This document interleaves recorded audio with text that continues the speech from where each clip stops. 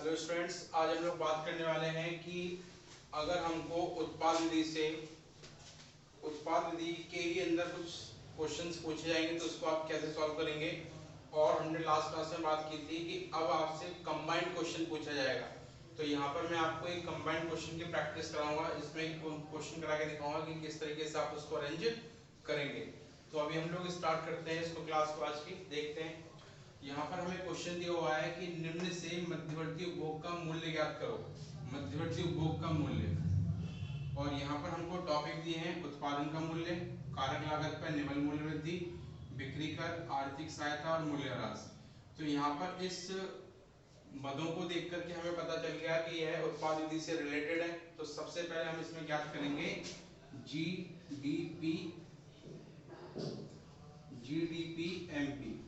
और यहाँ पर हमको दिया हुआ है इसने कारक लागत पर निवल मूल्य वृद्धि, यानी इसने हमें दिया हुआ है एनडीपी एफसी दिया है कारक लागत पर। तो सबसे पहले एनडीपी-एफसी से मैं जीडीपी-एमपी निकालूंगा और उसके बाद फॉर्मूले के हिसाब से रख के यहाँ पर मध्यवर्ती उपभोग का मूल्य ज्ञात कर लूंगा। तो यहाँ पर जीडीपी-एमपी निकालते हैं, हमें लाना है ग्रॉस। तो नेट के अंदर हम जोड़ेंगे टैप, डोमेस्टिक दिया है, पी ही दिया है, एमपी लाना है, एफसी दिया है, तो एफसी के अंदर हम जोड़ देंगे एनआईटी। तो इस तरीके से हमारा निकल जाएगा एमपी।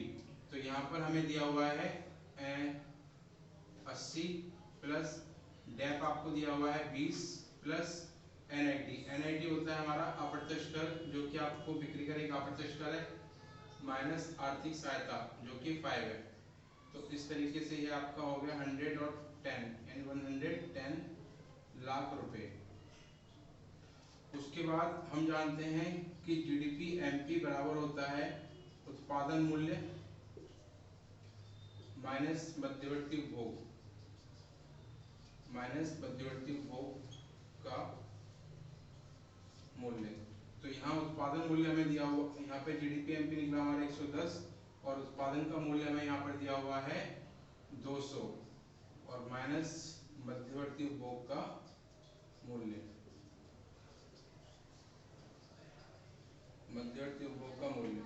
तो इस प्रकार से ये हमारा आ गया। इसको ले जाएंगे माइनस मध्यवर्ती, तो यह निकला हमारा माइनस का 90 माइनस का मध्यवर्ती, तो माइनस से माइनस कैंसिल। इस प्रकार से हम देखते हैं कि यहाँ पर मध्यवर्ती उपभोग का मूल्य हमारा 90 लाख रुपए आ गया। तो इस प्रकार से आपको कुछ भी दिया हो, पहले आप जीडीपी एमपी याद कर लेंगे और फिर जीडीपी एमपी का फॉर्मूला रख करके जो भी पॉइंट मिसिंग है, चाहे वो बिक्री हो, चाहे उत्पादन का मूल्य हो, चाहे मध्यवर्ती उपभोग का मूल्य हो, इसी तरीके से आप ज्ञात कर लेंगे। इसी प्रकार से एक सवाल यहाँ पर और है, कह रहा है कि निम्न आंकड़ों से बिक्री ज्ञात करो। इस बार हमें बिक्री ज्ञात करनी है और हमें दे रखा है कारक लागत पर निवल मूल्य वृद्धि और फिर मध्यवर्ती लागत, अप्रत्यक्ष कर, ये सब। तो इसमें सबसे पहले हम वही जीडीपी एमपी ज्ञात करेंगे।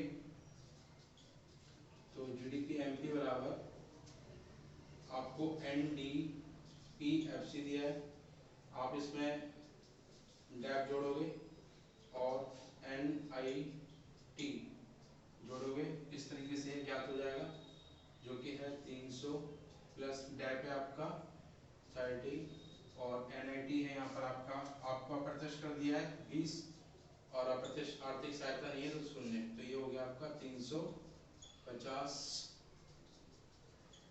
लाख रुपए।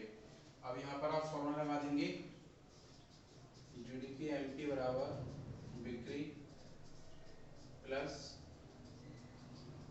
स्टॉक में परिवर्तन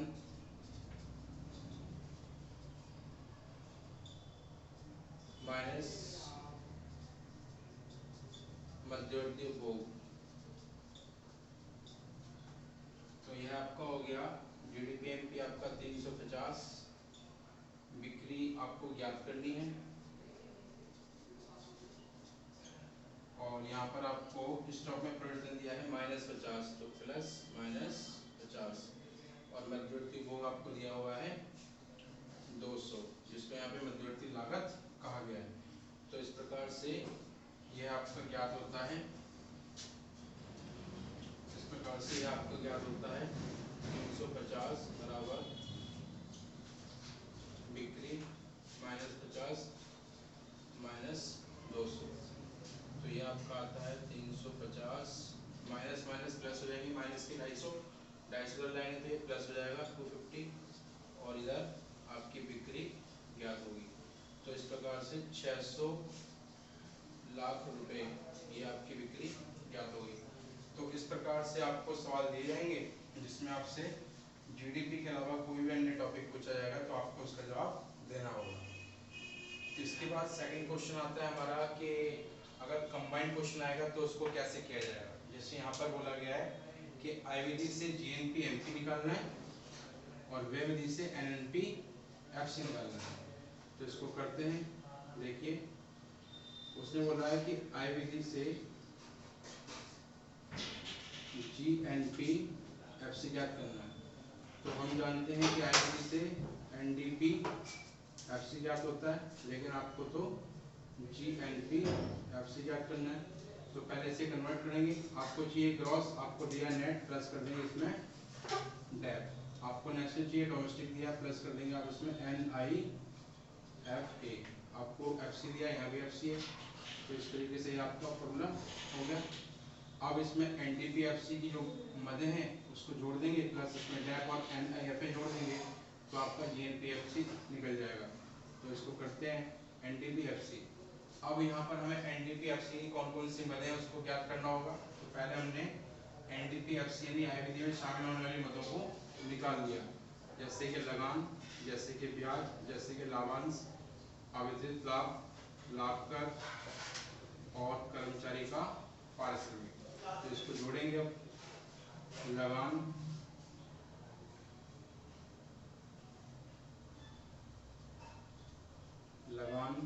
प्लस ब्याज प्लस लाभांश प्लस आवर्धित लाभ प्लस लाभ कर, जिसे निगम कर भी कहते हैं, प्लस कर्मचारी का पारिश्रमिक।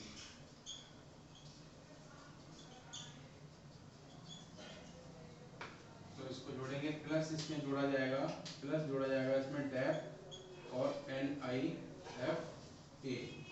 तो इस तरीके से यह हमारा ज्ञात हो गया 20, 45, 35, 10 और 400 प्लस डेप आपको दिया है 10 और NIFA माइनस का 10। तो इस तरीके से यह हो गया हमारा 20, 50, 100, 110, 410 में 420 और 410 लाख रुपए। अगर आपको लाख में यूनिट दिया तो लाख लिखेंगे, अगर करोड़ में दिए करोड़ लिखेंगे। तो इस तरीके से आप जीएनपी एफसी निकाल लिए आई विधि से। अब सेकंड में आपसे बोला गया यहाँ पर कि व्यय विधि से एनएनपी एफसी ज्ञात करो। तो अगर हमें व्यय विधि से एनएनपी एफसी ज्ञात करनी है तो पहले हम निकालेंगे व्यय विधि, यानी एनएनपी एफसी ज्ञात करने के लिए पहले हम निकालेंगे व्यय विधि। यहाँ पर व्यय विधि से या तो जीडीपी एमपी निकलेगा या फिर एनडीपी एमपी निकलेगा। तो यहाँ पर हमें देखना पड़ेगा, यहाँ में दिया हुआ है शुद्ध घरेलू पूंजी निर्माण, जो कि एनडीपी एमपी को बताता है। तो इसे कन्वर्ट करेंगे एनएनपी एफसी में। नेट और नेट एक जैसे हैं, नेशनल में डोमेस्टिक में NIFA जोड़ देंगे,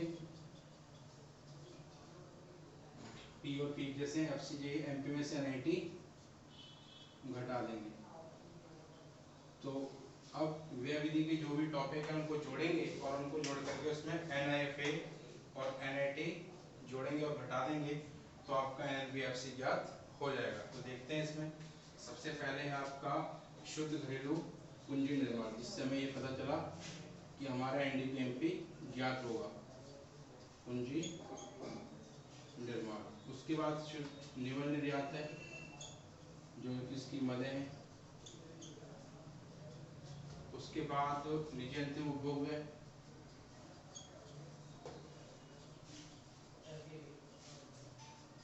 उसके बाद है आपका सरकारी उपभोग व्यय,